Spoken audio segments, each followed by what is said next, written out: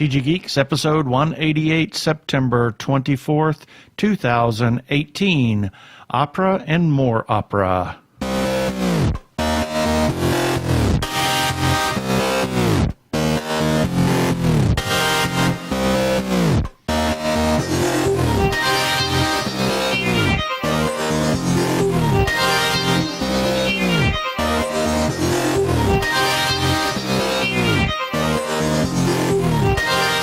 Hello and welcome to another webcast from tggeeks.com, where Ben and Keith, the two gay geeks, talk about all aspects of geekdom and nerdery. Sci-fi, comics, film, horror, genre, and opera. You name it, we talk about it. I am Keith Lane, and we are coming to you from TG Squared Studios in lovely Phoenix, Arizona, where we are preparing for the 2018-2019 Arizona Opera season. Yes. And I'm Ben Raggington, tripping the Tango Fantastic in Buenos Aires, Argentina. But no, I'm actually here in lovely Phoenix, Arizona as well. Prepare for hyperdrive. In this episode, this is our opera podcast. And that's your opera podcast voice? That is my podcast voice.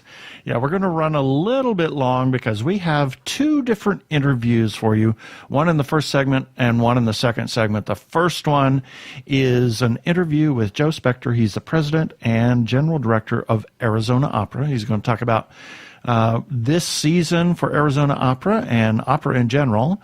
We're going to have the birthday shout-outs, featured podcast of the week, and everybody's favorite, a little bit of feedback. And in the second segment, we're going to talk to John De Los Santos, who we have talked to before, but he is the stage director and choreographer for Maria de Buenos Aires. She is. That is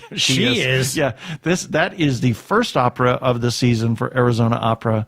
We're going to have a weekly recap and then our follow-up items. So let's just get right into it. So this is our opera podcast.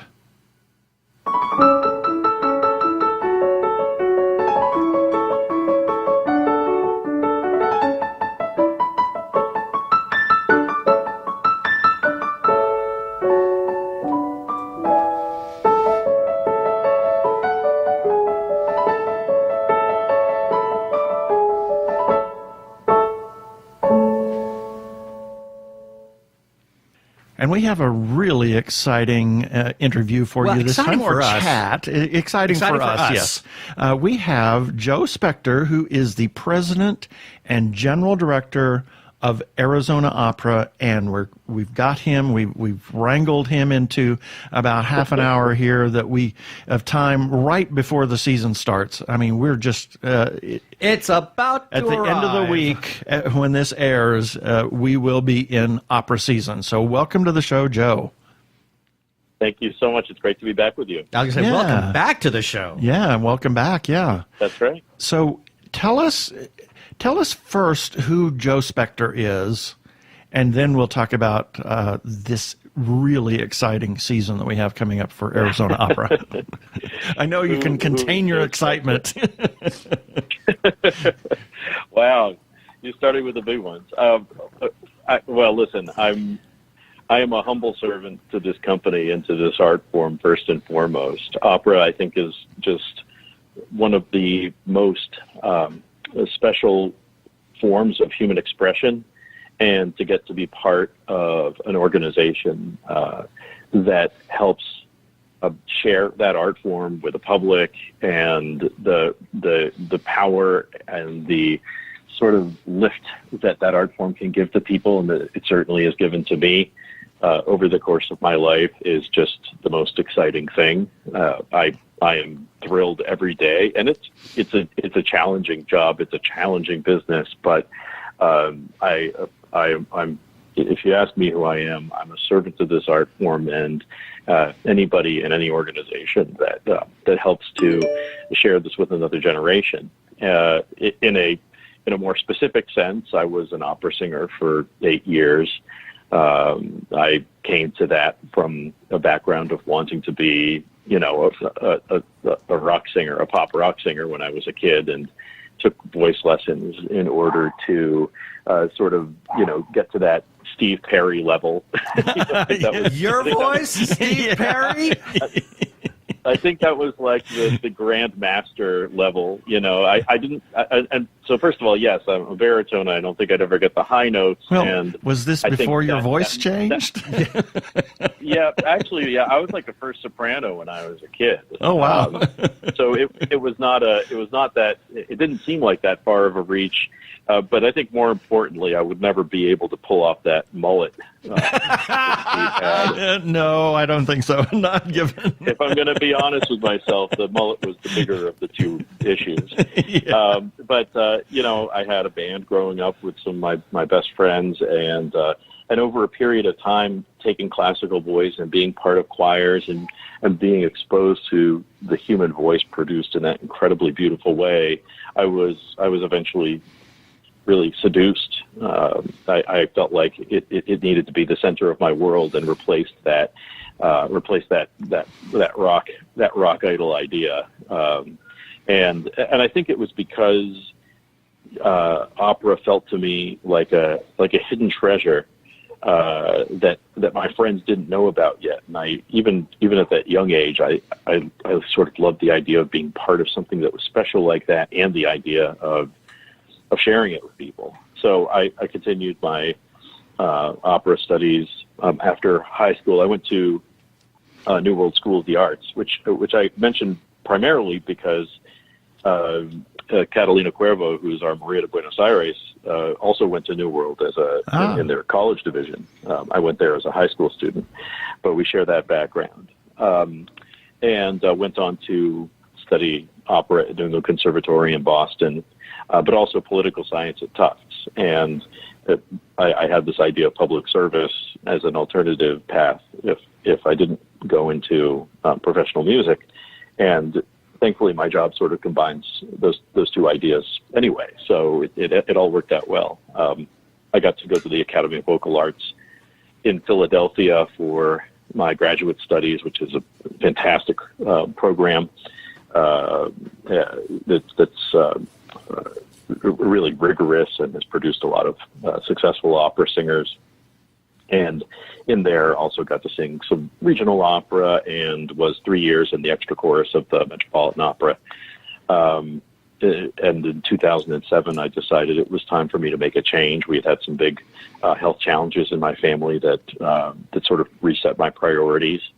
And I worked for an old Wall Street firm on and off during my singing time, and then after I made this decision to pull back from singing for about 5 years, I worked in financial services and was able to parlay that into a fundraising position at the Metropolitan Opera, Director of Institutional Relations, before starting general management of opera companies, first Austin Opera in Texas for 4 years, and now here for 2 years. So that's a little bit more than an elevator speech, but that's the whole story. Well, it's a nice little nutshell to kind of explain kind of who you are and how you got to be where you're at today. Yeah, a little circuitous route to Arizona Opera, if you will. Yeah. Now, this upcoming season, we're seeing something kind of new here. So now you've been with Arizona Opera 3 years now, is it? That's right. So this season, we're seeing something a little bit new. Do you want to kind of share with us what we're going to be experiencing when the season opens? Absolutely. So I think it's important to start with my predecessor, Ryan Taylor, who runs Minnesota Opera now. He began a program back in the 13-14 season, I think it was, called Arizona Bold. And part of the central thesis of Arizona Bold was that programming with a community-centric viewpoint was the key to having an opera company that was both successful and one that had value to its community. And the manifestation of that in terms of the artistic program was that we would do one newer opera each year, along with one piece from the traditional rep that may not otherwise have been performed if it didn't have a sort of a community aspect to it. So in that first category, the most notable examples of newer works that we took on in the Arizona Bold program were Cruzar la Cara de la Luna, the mariachi piece, and then Riders of the Purple Sage, our first world premiere back in the spring of 2017. And not every piece will connect as strongly as those two, but those were two incredibly powerful examples of how not just how important it is for us to perform work like that will speak to audiences, both longtime opera goers and those new to the form, but also that I think sometimes have a tendency to underestimate just how ready communities in Arizona are to try new work and to experience something different. And especially since we don't have a community on average that is deeply experienced with opera, I think that those opportunities are all the more important for us to take on. So Arizona Bold was this, was sort of the start of Arizona Opera's exploration of this idea. And going from essentially little or no new work in any given season to one new work as a fundamental principle was a big shift. And the idea was absolutely correct, but we understood when I got here 2 years ago that there was still something more to be achieved for this company. And that was driven by sort of seeing where the organization was from a business perspective, but really from a community engagement perspective. We're asking ourselves the question, how do we create the most exciting opera company possible for the state of Arizona? Because that's the company that's going to be the most impactful. That's the one that's going to be delivering the art in a way that's the most meaningful. And we did a deep dive on our business model, on our artistic program, on all the operational elements that support that mechanism, and came up with this new program that we're launching this year, which is to break our full season into two series, the new McDougall Arizona Opera Red Series that will launch this fall in new venues for Arizona Opera, the Herberger Theater Center in Phoenix and the Temple of Music and Art in Tucson, and then a main stage series in Symphony Hall in Phoenix and the Tucson Music Hall in Tucson. Those are our traditional venues. And the idea was, there's a reality to seasonal attendance for all arts organizations in Arizona, and we thought, why not lean into that reality, go into to these more intimate theaters that will create an opportunity for not just a new experience for our opera, just in terms of the venue itself, but also provide us with access to operatic offerings that we can't currently produce in our old model, because they would only be successful in a more intimate venue where you're up close, you're on top of the artists and the orchestra, you're right there. Right. And that was the idea of the Red Series. And obviously in that kind of mindset, you're looking at pieces that are going to be more pioneering, edgy, unexpected, newer work. And so we thought this first season out, we would explore a pair of operas. There will always be two operas in this series, a pair of operas that are maybe surprising and intriguing from both a musical and a thematic perspective.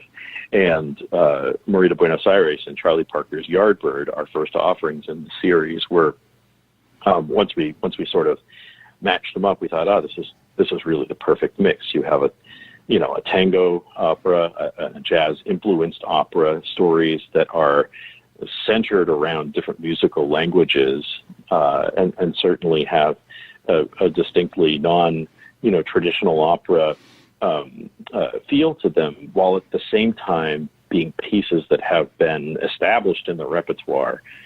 Maria celebrating its 50th birthday this year, right. And Yardbird having just premiered 3 years ago, but having had multiple productions since then at Opera Philadelphia, where it premiered, then the Apollo Theater in New York, and English National Opera, Lyric Opera Chicago. These were pieces that we thought were I think conservative is not exactly the right word, but tested. In this first outing, we want to really make sure we're doing everything we can to bring people along on the journey with us. Right. They're also featuring very different communities than what you normally would with Maria de Buenos Aires, featuring the Latino or the South American influence, and then Yardbird with the people of color. So I think that's right. It's fascinating. I think it's fabulous. But I really appreciate that, and actually, it's also worth mentioning that we're in languages that we're not always in. Absolutely. Spanish. We certainly have performed Spanish language work before, but not every day. And we don't always perform in English. So, right. So those are two languages that are more familiar to many non-opera audiences. Well, we still will be making use of our super title system so that people can enjoy the translation no matter what. But exactly. When approaching Maria de Buenos Aires, did you discover during the pre-production and then the whole production rehearsal period, did you come across any unexpected challenges? I mean, everything that you've done so far has been for the main stage, and now you're kind of gearing it for a smaller venue.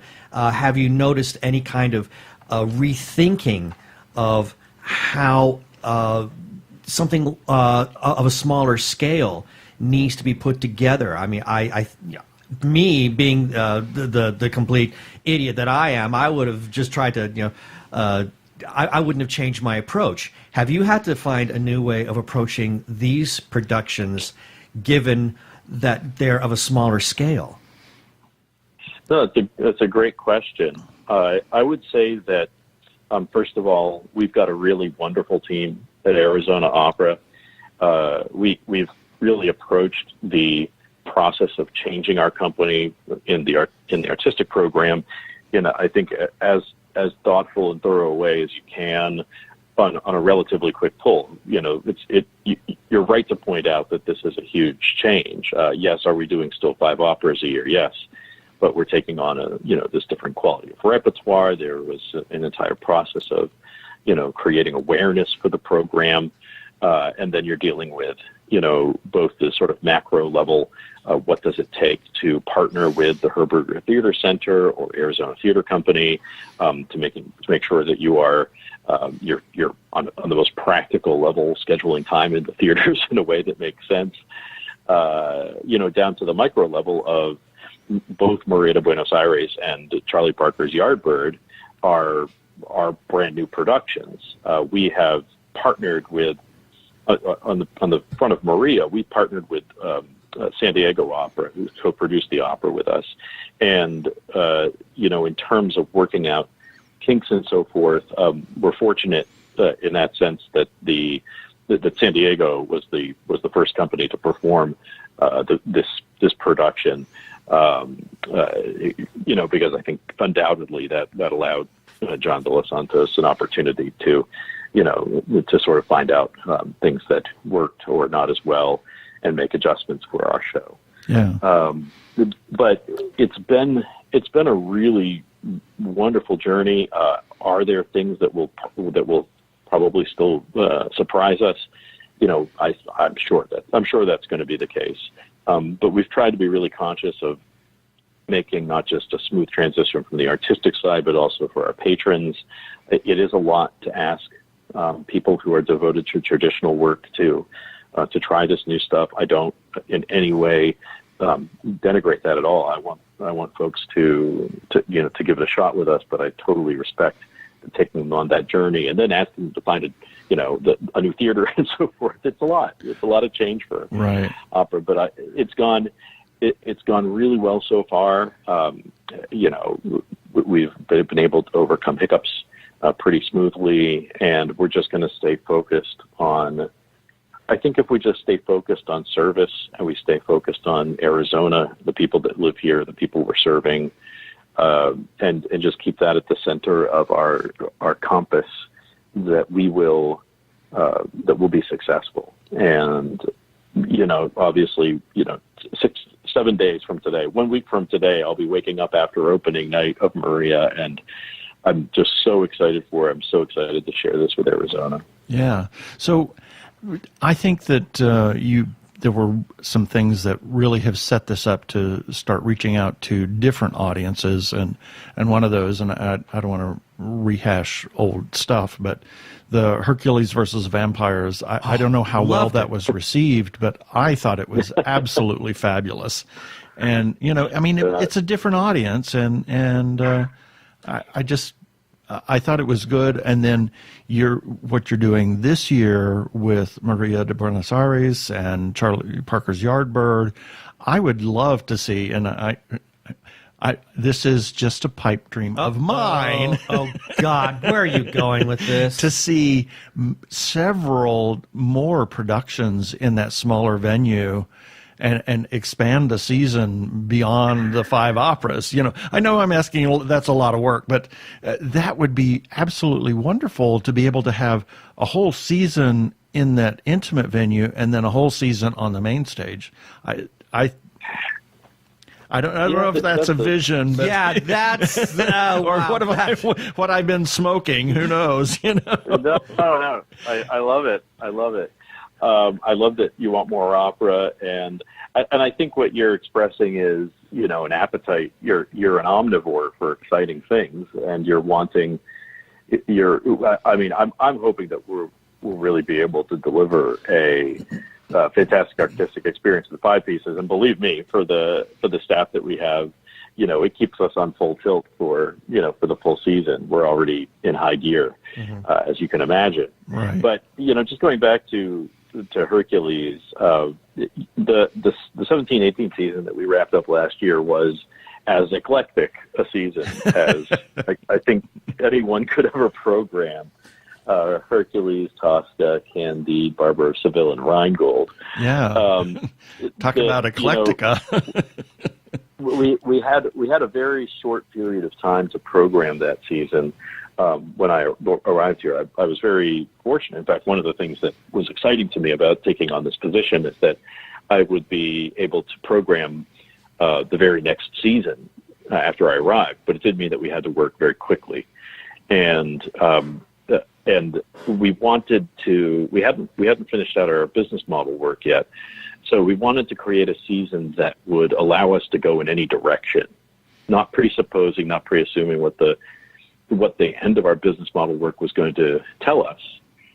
We put this eclectic season together because from there you could go anywhere. We could have gone back to an old traditional season, and 3 of the 5 works fit that milieu.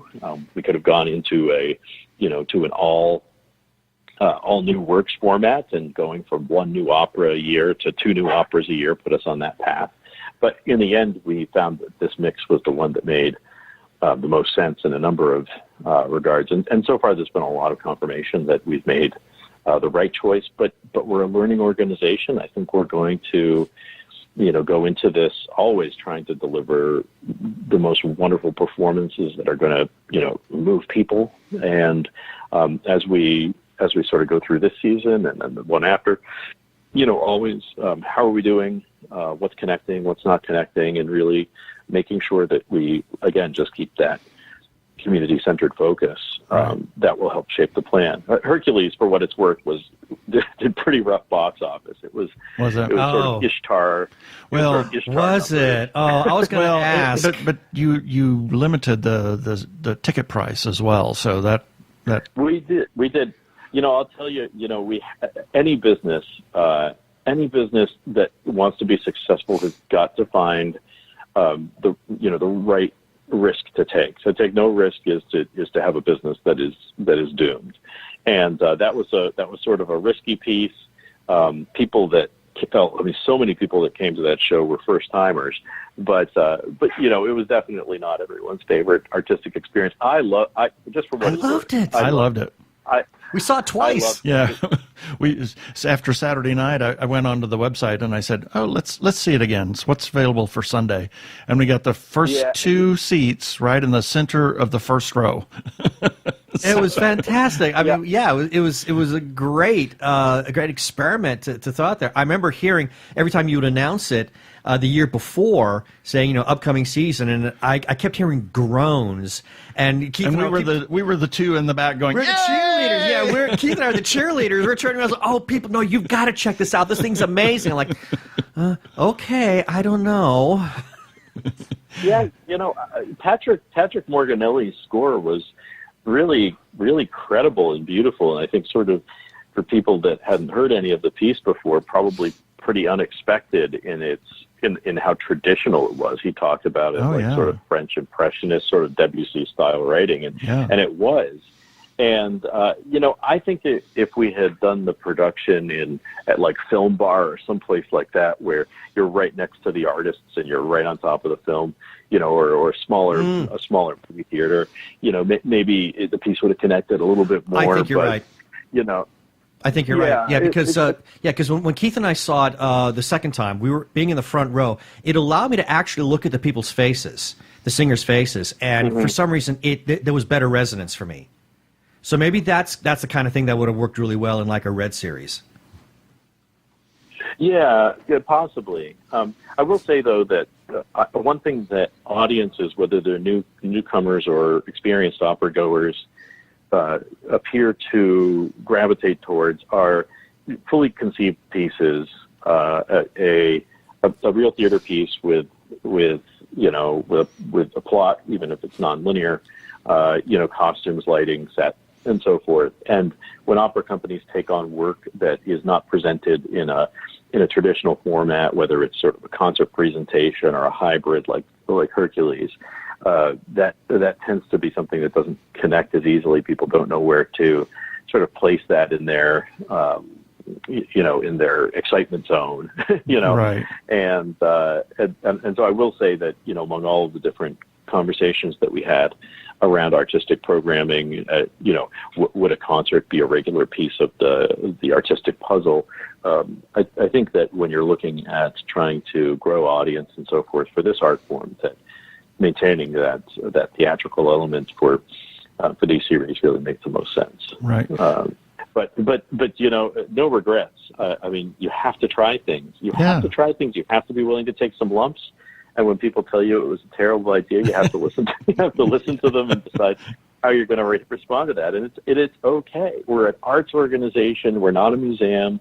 And but if people know that even if we fail sometimes, that our commitment is always to them. We're always trying to deliver the most exciting. Right. I'm hopeful that they'll maintain a sense of adventure around that, because that's the joy. That's the excitement. Absolutely. Whether it's something like Maria or Traviata, we're always going to be trying to put the best sort of international caliber voices on the stage. We're going to be trying to, communicate stories that are compelling and interesting, and, sending people home, talking about it in the car and thinking about it for days after. And that's what we're trying to do. Yeah. So really quickly, let's go down the season that we have for the 1819. So we're starting off with Maria de Buenos Aires, which is the tango opera. The tango opera. So these first two operas are in Phoenix in the Herberger Theater Center. I know, me too. I get to go to orchestra rehearsal today in a few hours, so it's like getting real. So our Arizona Opera Red series, this is the series in the fall in the Herberger Theater Center in Phoenix and the Temple of Music and Art in Tucson, starts with Maria de Buenos Aires by Astor Piazzolla and Horacio Ferrer. And then the second piece in the McDougall Arizona Opera Red series is Charlie Parker's Yardbird. It's by Daniel Schneider and Bridget Wimberly, librettist. That's also, again, in the Herberger and Temple. And then once we get into the new year, in our main stage series, our first opera is Verdi's La Traviata, of course. I love Traviata. Yeah, I know. It's some of the most beautiful music. Yeah. Then Silent Night, which won the 2012 Pulitzer Prize for Music, about the spontaneous Christmas truce that took place across enemy lines in World War I in 1914.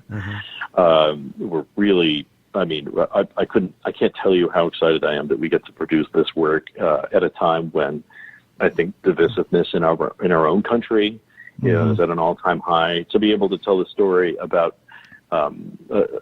groups of men who were killing each other every day, being able to separate themselves from labels that divided them and coming together, even if briefly. I think this is the right time to tell that story, and it's an important opera. So I'm very, very excited that Silent Night is on our Marlew Allen and Scott Stallard Modern Masterwork series this year. And then we closed the season with The Marriage of Figaro, Mozart, of course. And all of these operas, it's an eclectic season, but it also feels like a beautiful recipe, too. You see how these ingredients put together. Incredible casts all around. We're looking to really elevate the level of what we do for this community, both in terms of the work itself, the artists we put on stage, just every day. How can we be better? How can we deliver more for Arizona? How can we be that most exciting opera company possible? Right. So if people want to learn more about Arizona Opera, how can they do that? Any kind of social website, social media, etc. How can they learn about Arizona Opera? Absolutely. So azopera.org is our website, azopera.org. We're also on social media, Facebook, Instagram, Twitter. I think those are our main channels. And there's always a lot of content both on the website and across our social media platforms where you can learn not just about the operas themselves, but artists, community engagement programs, our education programs, take a deep dive on anything that interests you about this art form through those opportunities. And I just encourage anybody that's listening to this in Phoenix or Tucson, if there are any tickets remaining for Maria de Buenos Aires or Yardbird or any of the rest of the season, I encourage you to jump in there because the season is really doing well. We're very, very excited to see the response to the Red Series that we've been getting, and we're expecting some really great houses. So please join us. Great.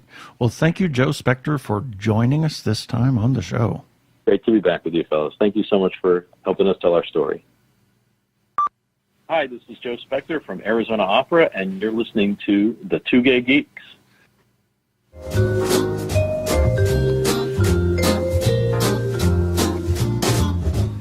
And here's a few selected birthdays for September 24th through September 30th, 2018. September 24th, Jim Henson, Brad Bird, Dmitri Shostakovich, and F. Scott Fitzgerald. September 25th, Christopher Reeve, Superman, Mark Hamill, Luke Skywalker, and Donald Glover. Lando Calrissian. The new Lando Calrissian. The new Lando Calrissian, yeah. The younger. The younger. Lando. Yeah. Lando Calrissian, the younger. Yes. What was it? The super Calrissian? What was it? Oh, I don't recall. Some crazy joke, inside joke. September 26th, T.S. Eliot, Olivia Newton-John, George Gershwin, Bryant Dillon from Fanbase Press, and Shant Hamassian, who is a independent filmmaker. And created Night of the Slasher, which was a brilliant horror short. Yep. September 27th, Don Cornelius. Soul Train. Yeah, we've shared this a couple of times. Oh my God, that we set saw is the horrid. set for Soul Train, and it's terrible. Small square tubing with plywood. Rickety. Oh my Lord! I mean, on television, it looks like it's made out of stainless steel and it could, hold 2 tons of weight, but not when you look at it in a studio with your own eyes. It's frightening. I didn't want to look at it too hard, afraid it was going to fall down. Yeah. Also on September 27th, Sean Cassidy and Daniel Franks, a friend of ours up in the Prescott area, and Jason Drogo, a member of Portal 47. September 28th, Ed Sullivan, Sure, and Peter Finch. September 29th, Miguel de Cervantes. Okay. He wrote I'm blank on this. Sancho Panza. Pancho Villa. Thank you for reminding me.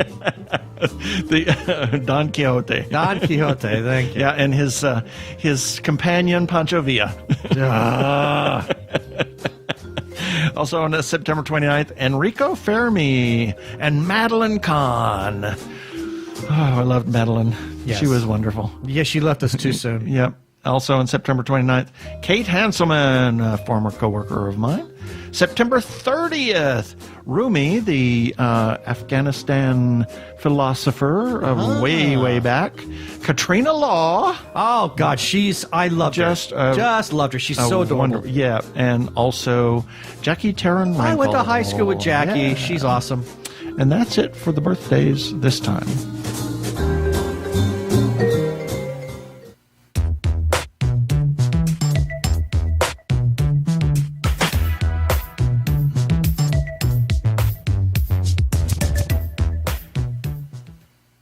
Hi, this is Holly. You're tuned in to Krypton Radio. It's sci-fi for your Wi-Fi.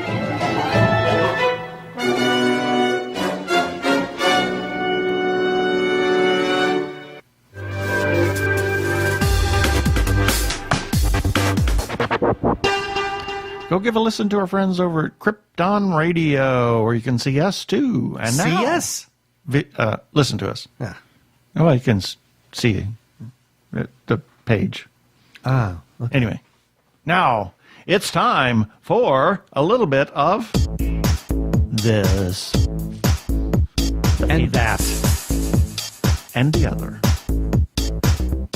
Yes, just got a couple things I want to run on. This was some feedback left regarding TG Geeks episode 186, where we got to talk to Jeannie Koch again. And Hamish Downey, I think he's becoming Jeannie's biggest fan. He loves her. He loves her writing, and he says Jeannie in the studio means it's going to be fun. Well, that's not always true. That is not a lie. And then we got a comment from Shelly Andrews. She says, thanks for the birthday shout out. And then finally a comment from Arkle. Brian Weber, he says, this week's episode reminded me I really need to work on making my comments more concise. I do tend to ramble, as anyone who's watched Shameless Cash Grab can tell you. And that is our feedback for today. Since we're running a little long, we just have a little bit. We want to thank you for commenting on our episodes, those that have commented before. We also want to invite anybody, any of you listeners, anybody that reads anything on our website, to leave a comment on the website. You can leave it on Facebook, you can leave it on Twitter, you can leave it on YouTube, or you can even call our listener feedback line at 469-TG-Geeks. That is 469-844-3357, and you can leave us a voicemail, and we can play that on air. Always remember, please play nice in your comments. You don't need to hear their identification. They're the two gay geeks. They can go about their business. Move along.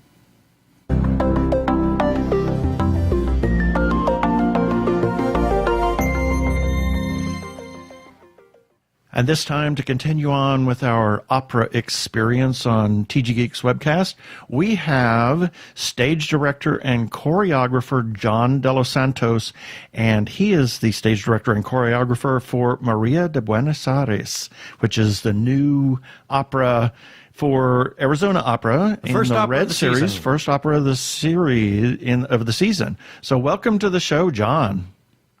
Thanks, guys. How are you? We should say welcome back. Welcome back. Yes, we've I know. Yeah, it's been great to chat with you over the years and to get to know you a little bit better. And it was wonderful to see you in where the hell was it? You were in North Carolina, weren't Yeah. you? What? Yes, it was in Asheville. Asheville. My God, if my boss heard me. She lives there. She'd say, "You're fired now. You can't remember where I live." Anyway, so tell us, I know that you told us kind of a little bit about who John De Los Santos is, but kind of give us what is your background and how did you get into stage directing and choreography and all of that, and then we'll segue into Maria and how you got attached to that, because this is not your first rodeo with Maria. Well, I'm a director because I'm bossy. It just kind of boiled down to that naturally. I started out as a ballet dancer when I was 11, and I did that for, oh my God, almost 20 years. Wow. And also did a lot of theater, acting in plays and musicals, and a little bit of film work as well. But I always had this little voice in the back of my mind thinking, oh, you know what, if that light was focused a little further this way, or if this set piece was moved a little bit this way. And I think if you're going to be a great performer, you need to be focused on the performance and not on all of the other elements. And so it just kind of naturally progressed into, well, if you want to worry about the whole machine, then you should probably direct and choreograph. And it kind of just naturally morphed into that. But I started directing when I was in high school. Wow. Because I would naturally have an opinion? I always had an opinion. Yeah, I'm like, well, if we were standing over here, it might look better. John, just stand there and be guard number 2. Yeah. I never played a guard. I always had a named role. But guard number Joe. Guard number never. Joe? No. Never played a guard, never played a hairdresser, surprisingly. But anyway, I just completely shifted in my mind to get more into the directing side, and then that naturally fed into the librettist side as well. So I've just gotten much more into creating the world in which the performers inhabit rather than, performing it. So right. It's, I don't know, I guess it was just kind of something that fit me better. Yeah. Plus, the world didn't need another 5'6" gay baritone. I mean, come on. Well, you bring something to that choreography and to the stage direction because you've been there, you've done it, you know what the people are thinking and feeling, and you can hear their eyes roll when you say something. So it you bring that aspect to that so that you can maybe direct them in a different way than somebody that hasn't been there before. Yeah, I mean, I think that what I'm known for doing well is making any kind of body look, just fit into the whole essence of what the piece is musically. I love to move bodies in space, and depending on whatever genre it is, making the bodies emulate the different kinds of music that we hear, whether it's opera, musical theater, or whatever. And in Maria, obviously, the whole piece is tango music. So getting these singers, a lot of whom have never danced, let alone tango, to look like they're part of this world was a lot of fun, and I think a really nice challenge for everyone. That's great. So tell us about Maria, this is a new opera. I'm very excited about it. Relatively new. I mean, it's celebrating its 50th birthday this year. It's new to Arizona, for sure. Very new but to here. It's kind of somewhat of a renaissance. 50 years is, a toddler in opera. Right. It's still considered very new. And even though it is 50 years, it doesn't sound it. I mean, I think one of the best things about it is that it feels very contemporary. But basically, it was composed by Astor Piazzolla in the late 60s, and he and his collaborator, Horacio Ferrer, who was the poet, basically decided to write what they called an operita, their little opera, and it's really a series of 17 vignettes or songs, cantos, whatever you choose to call them, that weave together a very, very loose plot about this woman who goes to Buenos Aires and encounters a series of very strange characters and situations, in the process of which she meets and falls in love and then dies and then is resurrected possibly, has a child that may or may not be her. It's a very, very surreal, kind of Fellini-esque weaving of story and text, but all set to incredibly beautiful and sexy and evocative tango music. Yeah. So we got to see a piano dress rehearsal, and the singers were great. The tango, dancing was fabulous. Catalina Cuervo, who is plays Maria, this is not her first go round with this, and it's not her first or your first go round with her either. So tell us. Well, it is my first time working with Catalina, but Catalina has portrayed this role over 50 times. 50 performances, right. Not 50 productions. But I have directed this. This will be my fourth crack at it. I first did it in 2011 or 12, I believe. And every time, it's like the Wizard of Oz. Every time I see it, I see something new. It's the same thing here. It's like every time I work on Maria, it just, more layers are uncovered because right. It's, the poetry in it is so, I don't want to say dense, but it's very clouded in metaphor and all kinds of Argentine slang that are very foreign to a lot, even to Spanish speakers. I've had a lot of different people who have looked at the libretto to translate it for me, and not a single one of them has come up with the same interpretation, which I love. I love that, the poetry is unique to each person who reads it. Right. That does present a bit of a dramaturgical problem because you need to figure out a way to make this stage-worthy and not just an oratorio. Right. Which we should mention that the opera has three main characters, Maria, obviously, and then the baritone, the payador, who is portrayed by Luis Orozco, who has also done it all over the world. And the third character is a non-singing narrator called El Duende, which means the goblin. And in this production, it is portrayed by a woman, which is unusual. So let's say is doing it, and usually it's done by a man. And we're the first company in America to do it with a woman. Yeah, I was fascinated by her portrayal. I mean, granted, we were seeing it all from the back and way high up, but I could not take my eyes off of her. I thought her performance was just mesmerizing, to say the least. Yeah, it's just an interesting little tidbit about that. So the Duende was written for a man, and actually Horacio Ferrer, the librettist, he was the original Duende. And when this production came to me 2 years ago, when San Diego Opera called me saying, we're thinking about doing Maria, we worked with you before, we'd like to know if you have an idea about it. And this was right when Me Too was beginning to surface, and everybody was talking about it. And, on the surface, Maria, you have a woman, and then you have two other male protagonists, and a lot of the text is about how beautiful she is and how sensual, and she goes through all of these very elaborate sexual mishaps and adventures and problems throughout the show. And I was thinking about it, and this could be viewed as very problematic and limiting. The piece is only 90 minutes long with no intermission, and I don't really want to see a piece about a woman being mishandled for 90 minutes with some tango dancing thrown in. And so as I was thinking about the piece, the Duende, in my estimation of the piece, is a shapeshifter. In some South American folklore, duendes could change shape. And so I thought to myself, well, then maybe this is kind of an asexual being, neither male nor female. And I always think that when you put a man in drag, no matter the context, it's usually going to be funny. If you put a woman in drag, it's never funny.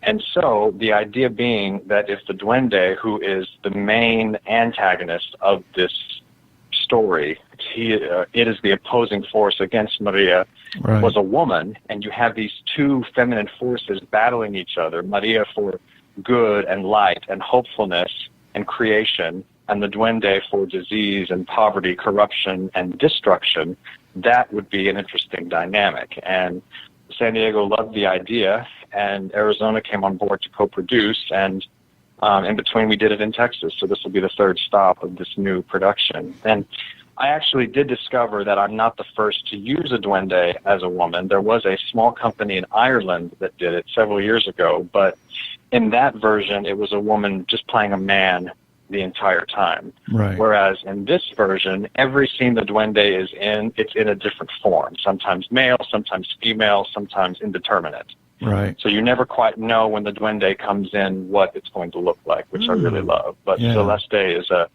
very dynamic performer and has really tackled this with quite a force of nature. Yeah, So I'm very, very pleased to have I it. thought it was interesting. You say, Maria's been mishandled. She's certainly, from what we saw, very mishandled by, everybody, not only the men, but everybody else. So it's fascinating It's to really a see. story about triumph. Yeah.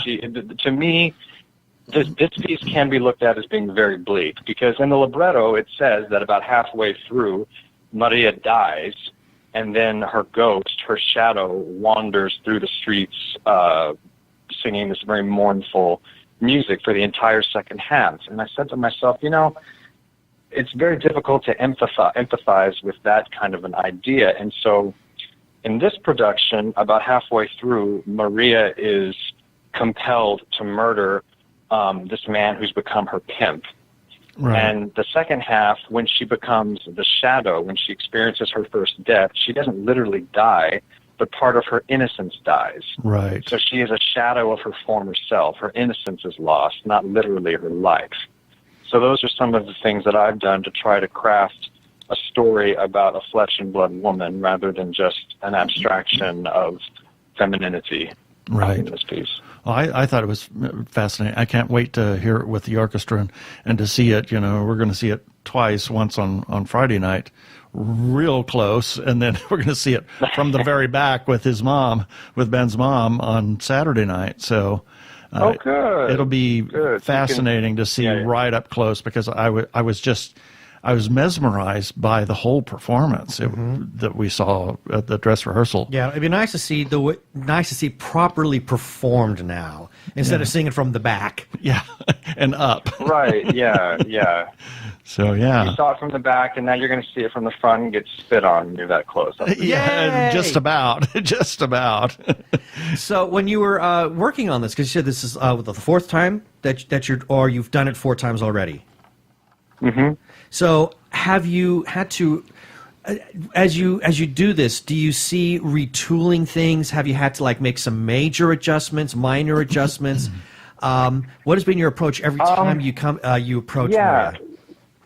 Sure, yeah. The first time I did it, actually Scott Terrell, who is our incredible maestro, he hired me to do this in Lexington at the Lexington Philharmonic for the first time, and I literally had I think a couple of weeks to prepare. And I was younger and had no idea the scope of this thing. But that production, it was fully staged, but it was a very, very small effort. We had no money, we had no time. It helped me start to learn it, and had I not done that production, I wouldn't have been able to conceive this new one. But with every Maria, there are changes. Every Maria has her own interpretation of the role, her own individual flair, things that she needs, and I've always got to take that into account. But the overall conceit of this thing about a woman going on this journey, in some ways, it's kind of Alice in Wonderland meets Evita meets Fellini. Oh dear. Meets Pasolini. It's all these things kind of going through. But yeah, all of the Marias I've worked with and the other cast members have been really game for it, and they're very interested in creating a character instead of just singing beautifully for a duration of time. Right. So, and of course, there are certain choreographic things that I do to suit different bodies. There are some Marias that are shorter or taller or larger or smaller or whatever, and my job is always to make them look as beautiful as possible and make the movement look natural in their bodies. Right. So I'm always happy to make adjustments to suit them. Cool. So this is Evita Fellini in Wonderland, huh? I mean, there's a little bit of yeah. To add my spin on it. Yeah. Well, yeah, I mean, it's one of those things where anytime you program something like this, which, I mean, it's not like this piece is not being done everywhere. I mean, every company in the U.S. is doing this piece, a lot of them more than once because it always sells well. But, you still have to have that balance when you have people who are who only want to see Verdi and Puccini, and it's well, that's great. Verdi and Puccini is essential viewing, but come see this because this will open your palette a little bit more, and you'll first of all, we don't have enough operas in Spanish. Right. There's very, very few Spanish operas, and this isn't even an opera proper.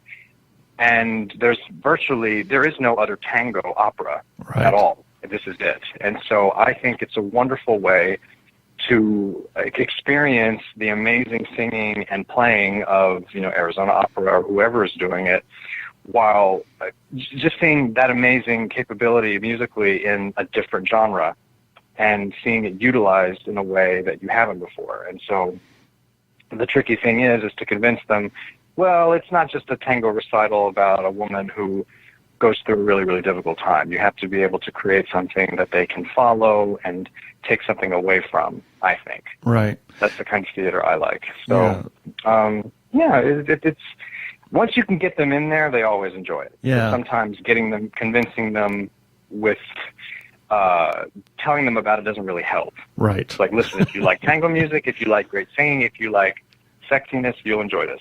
Right. It's kind of like, well, okay. I enjoyed the music, and Maestro Terrell said something prior to the performance that we saw, or the dress rehearsal that we saw, about how Piazzolla composed this, and all of the different elements and the different styles that he combined, not only just the tango music, but there's practically a fugue right in the middle of the darn thing. Absolutely. And absolutely. I mentioned to him afterwards that I just happened to notice, right as Maria's in the church, there's this descending set of notes that almost is the "and I did it my way." And I thought, well, I wonder if that was a throwback to his New York time he spent in New York City. It certainly could be.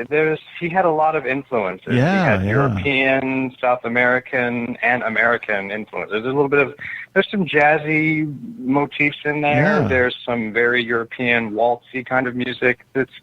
There's a lot of variety, and to me, the music is, especially with the bandoneon, which so few people ever get to hear live.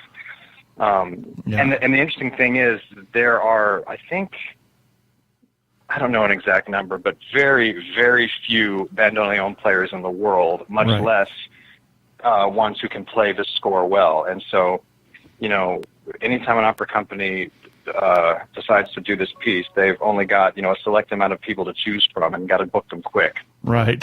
Because it's a very specialized piece to play. Yeah. I was talking to my mother about this the other day. She's very excited to see it because she loves the music of Piazzolla, and being that she's from Santiago, Chile, naturally she's got her own particular insight and spin as to the people of Argentina and Buenos Aires, and she's. I won't say everything that she told me, but she did kind of boil it down to saying that this is like, she almost called like Buenos Aires folk in terms of the music and the style. Yeah, no, totally. I mean, one of the characters is called El Payador, which basically means folk singer, the pop singer. Right. So, yeah. I mean, it definitely had. There's nothing formal about the music in this. This music is of the people, and it's cool. I think. Yeah. I mean, I still think it's very cool, but I'm sure in the '60s it was, the thing. It's very.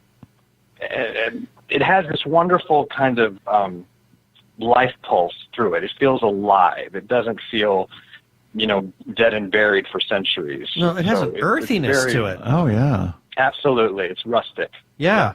And I thought the music was absolutely stunning. Like I said, I can't wait to hear it actually performed with an actual, with all the instruments there. But you were going to say, in fact. Oh, yeah. I was going to say, in fact, my model for what Maria looks like in this production is based off of early Sophia Loren. Interesting. Kind of the idea, yeah. I had said that, we're setting this in the 60s, but a lot of the people in this are peasants. And so a lot of the clothes would be hand-me-downs from the 40s and 50s, and so it's not like a 60s. When we think of the 60s in America, of course, we think of, hippies and Last End and all of that, and this is not what that is. This is people who are about to enter, the dirty war, and a lot of it is remnants of these past eras and the clothing and the design of the piece. So it's earthy is a very good word for it, I think. But yes, Sophia Loren, who I just adore, she was kind of my model for what we were going to try to create in the clothing for Maria. Cool.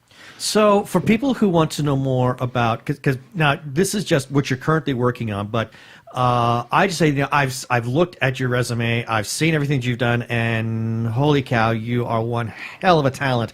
If people want to learn more about, first, if they want to learn more about you, how can they do that? Do you have any social media presence, the Facebooks, the Instagrams, the Twitters, et cetera, et cetera, et cetera? How can they learn more about John De Los Santos? They just type in my name with no spaces and .com, and that's my website. I'm also on Instagram as JND Direct, and Facebook, John De Los Santos. I'm on Twitter, but I never use it, so those are the three best ways to do it. Cool.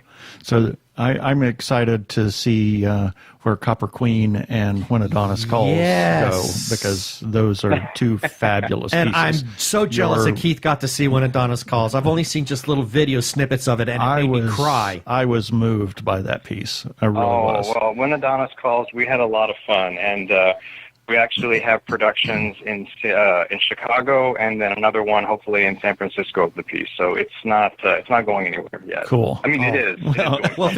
It's not going away. In other words, it's travel. If it's going to San Francisco, I think there's a possibility we might make a trip for that. Yeah. But I've always said, in this business, there's never enough work, and you have to create opportunity, and you have to finish things. You have to see things through, and that's kind of, I think, part of why I have been able to get to participate in so many great things is because I'm always looking for new projects and new ideas and new people to collaborate with, instead of just kind of saying, oh, well, I only do this one thing. Right.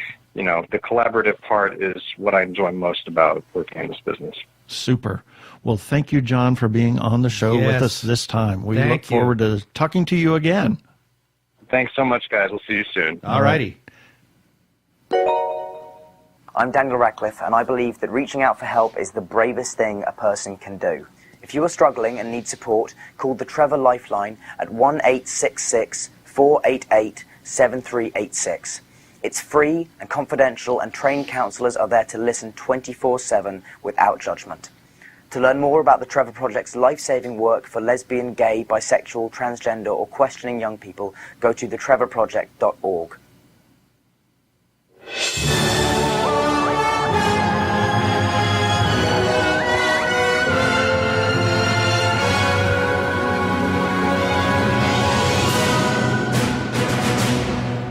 And now, here's our weekly review of things that we've run on the website. The website, yeah. I was going to say on the podcast. No, I don't think so. Yeah, on the website. We do publish every day something, and we had a lot this week. And we will have links for these for the show notes for this episode at tggeeks.com. So, starting with Sunday, September 16th, we had issue number 14 of Dr. Zombie Monster Family Physician from Tommy Cannon. On Monday, there was episode 187 of the TG Geeks.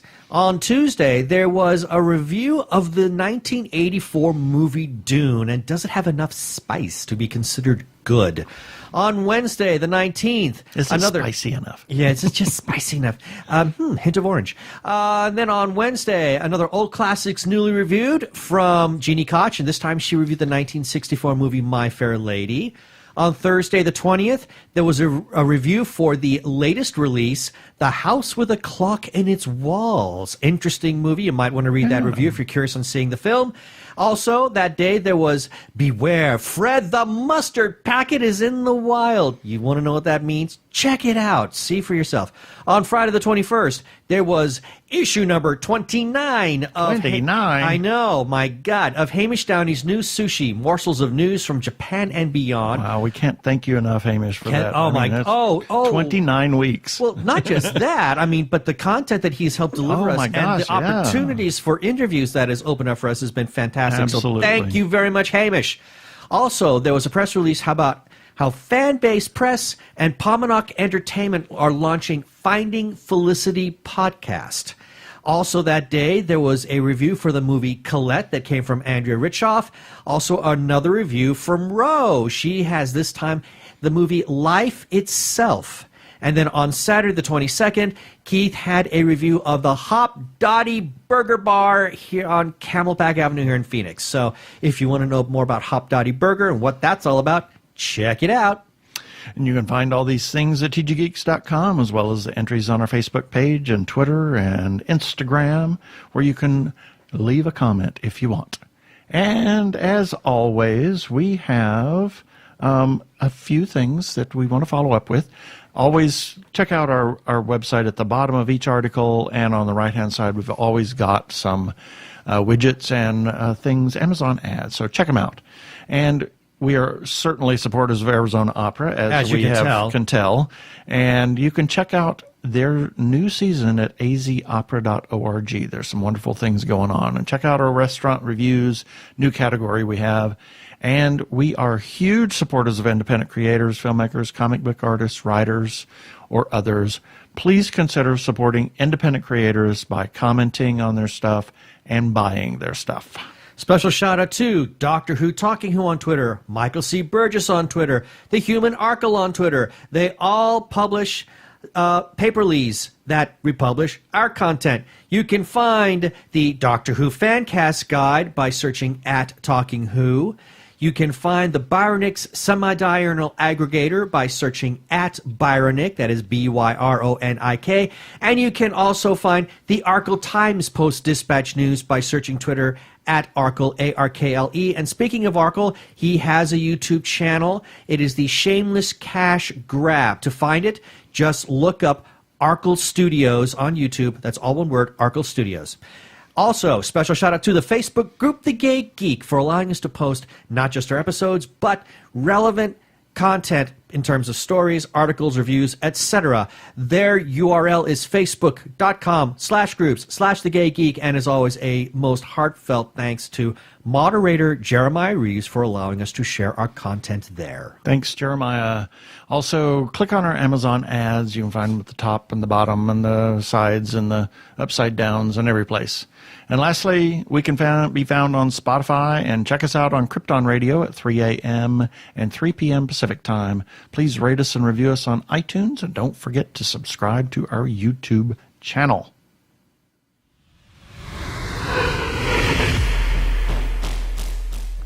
Who knows what we're going to have next week? We have several things in the can. We got lots of stuff, great content.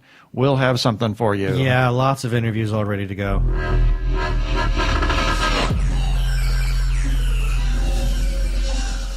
Okay, that should do it for this episode of the TG Geeks webcast. Be sure to check out the article for this webcast episode. We're going to have several things in there that you can comment on and leave us comments.